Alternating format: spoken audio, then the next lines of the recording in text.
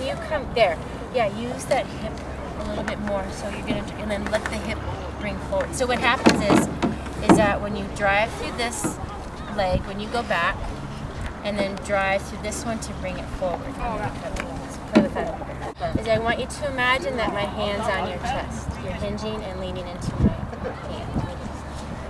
And hold that.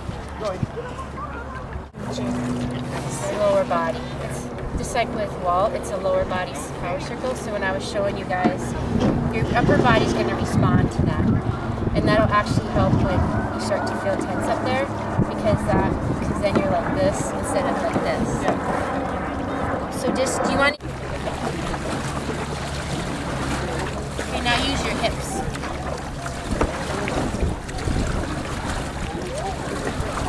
And let it run. Okay, now have your left hip go back, so you can drive through your left heel, have your left hip go back. Now let your trunk follow, don't worry about hitting me. And then just let your trunk come this way. Now have drive through your right foot, heel, and then now let this hip go back, and then your trunk follow. Do that 10 times each side. And breathe. So you're driving through your heel. So you get that sensation. A few more times each side.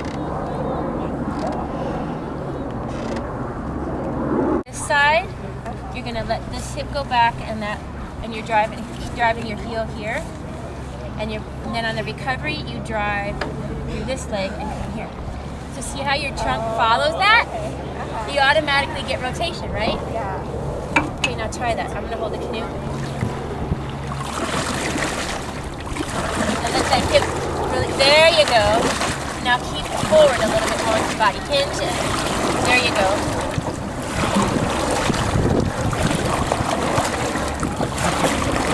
See the difference?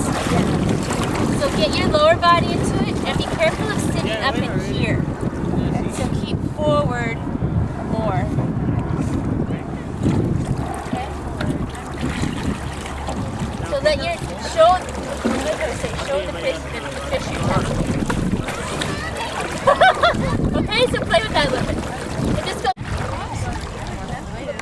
So the thing I want, recommendation I want to make for you is that keep it out of your forearms. I can tell you were gripping pretty hard there. And when you extend your arms, you're going to do that. Push down from here. Push against my hand down. So that you feel back in here on both sides versus the forearms. With the hips. And you're going to need to let off in the power, because that's automatic anyway, so you can get back to that. So what we want to do is let off in the power, and let's get your hips going. So to first get that idea, hold the blade in. And so what will happen when you're paddling is you'll do on one side, this hip will go back, your trunk will follow on the power phase, right? And then this hip will push forward to help you on the recovery phase. So play with that when you're paddling in the left side of the water. And then recover that hip, yeah. Now let this hip drive in the recovery. There you go. Hip drive. I'd like to see a little bit more of your right leg involved. There. Feel that difference? Yeah. Okay, now keep your chest up and your head up. And so let it be more this way than this way. Okay. So I want you to think about only pulling 10%. That's it. Sure. Keep your shoulders down. And keep leading from your chest rather than your upper body. There you go, there you go.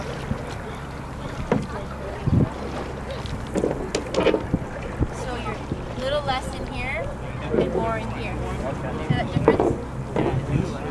You feel in here more? Yeah. And your abs? Yeah. Right on. Okay, you're free.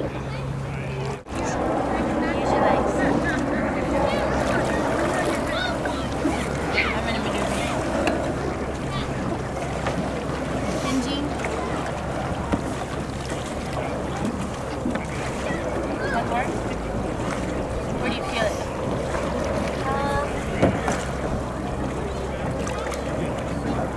Not sure. Okay. Go ahead and let it run. Remember when I was telling you about the hips? Yeah, instead of push with this, Yes. and this one broken off. Yes, so you're going to do this. Okay. Okay, that's that's one thing. Your angle's really good, and your setup as far as they talk about like the two main things that I see are the hips, and then when you get your stroke set up, go ahead and do that.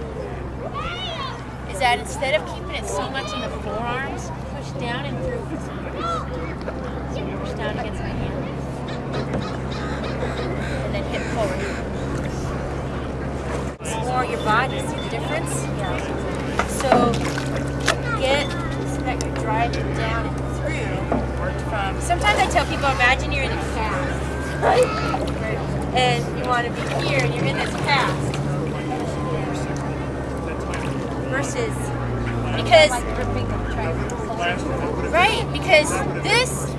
this part disconnects you to the blade. The blade will come through the water based on what your body does. So letting this go and keeping these set, yes, and letting this part go, getting the strength. So, but remember the hips too. That's where, and so I was feeling a lot up in here. Let's get where the beat of your muscle is so that you can even get more force and more finesse, and therefore more force production and everything working better. Because what you'll have to do, because I'm a German gal, so I get it, okay, is you're going to have to let off on the strength. And go more towards finesse, because you got to train your nervous system and your automatic tendency to go strong, because that's automatically there already. So just back off on it. You can tap into it in a little while. Okay. But let's get your efficiency going first. Okay. Okay. So set up your stroke. Okay. So go ahead and put your blade in the water. Okay. Now have your shoulders down. There. When you paddle, I want you to think about push down here. So not in here. Here.